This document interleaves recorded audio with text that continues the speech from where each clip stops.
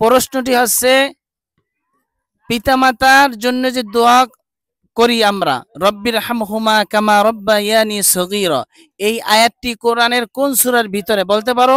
Option D সূরা বাকারা, সূরা আলে ইমরান, সূরা তাহা, সূরা বনী ইসরাইল, সূরা ইয়াসিন, সূরা কাহাফ। এবং বলো এই কয়টার ভিতরে তুমি বলতে পারো? সূরা ইউনূস।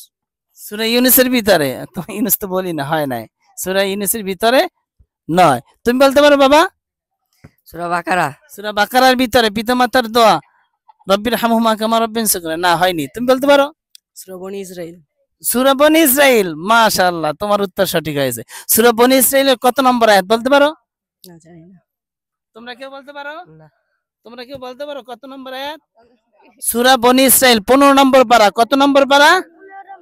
আয়াত নম্বর আছে 24। কত নম্বর আয়াত? 24। সেখানে বলা হয়েছে আখফিদ লাহুমা জানাহা যুল্লি মিনার রাহমা ওয়া কুর রাব্বির হামহুমা কামা রব্বায়ানি সগীরা। সূরা বনী ইসরাইলের 24 নম্বর আয়াতে পিতামাতার জন্য দোয়া।